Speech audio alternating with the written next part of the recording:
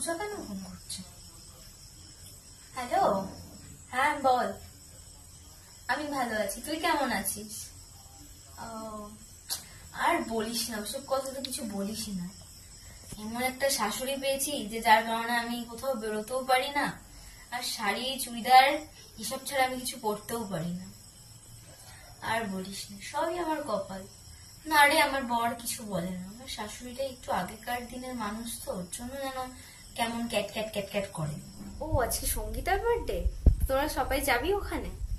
ও খুব বড় করে পার্টি আছে বল। ঠিক আছে, যেতে মনে হয় পারবো, আমার শাশুড়ি বাড়িতে নেই। ঠিক আছে, আমি কখন বেরোতে হবে বল? ও, আচ্ছা আচ্ছা, ঠিক আছে ঠিক আছে, আমি রেডি হয়ে তারপর তোদের ফোন করব, ঠিক আছে? আচ্ছা আচ্ছা, রাখছি তাহলে। হ্যাঁ, টাটা। বৌমা? হ্যাঁ মা, আপনি চলে এসছেন? এ কি অবস্থা তোমার? এটা কি পড়েছো? আপনি হঠাৎ করে চলে আসলেন, আপনার তো কালকে আসার কথা ছিল। হায় আমার গোবিন্দ, এটা কি পড়েছে? এ বাবা, তুমি এটা কি করেছো? এটা পরে তুমি কোথায় যাবে এই ভোর সন্ধ্যাবেলা? কিছু না, মানে আমার একটা পার্টিতে যাওয়ার কথা আছে বান্ধবীদের সাথে। আমি চলে আসবো মা, আমি মানে 9টার মধ্যেই আমি চলে আসবো। হায় আমার গোপাল, এ কি দেখছি, এই দিনও তুমি দেখাচ্ছ আমাকে? তুমি এটা পরে সন্ধ্যেবেলা এখন কোথায় যাবে পার্টি করতে? আজকে আসুক বাবু বাড়িতে, আমি আজকে ও আসলেই বলবো তুই বাড়ি থাকিস না আর বৌমা এরম করে বেড়ায়। হ্যাঁ, আপনি আপনার ছেলেকে জানাবেন না প্লিজ মা। দাও, তোমার আজকে একটা হেস্ত নেস্ত আমি করেই দেখাবো।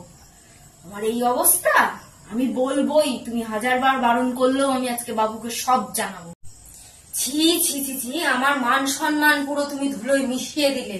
এই পরিবারের আর কোনো মান সম্মান রইলই না তোমার মতো মহিলার জন্য।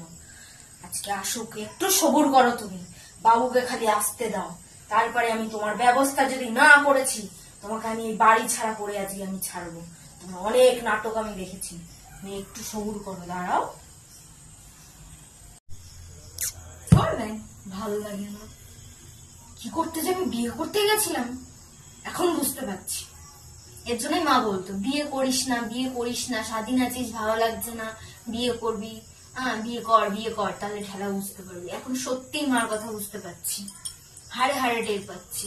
এত সুন্দরভাবে একটু রেডি হলাম, একটু যাব, কিছুতেই আমি যেতে পারলাম না। সত্যি ভগবান যেন এরকম শাশুড়ি কাউকে না দেয়, কাউকে না দেয়।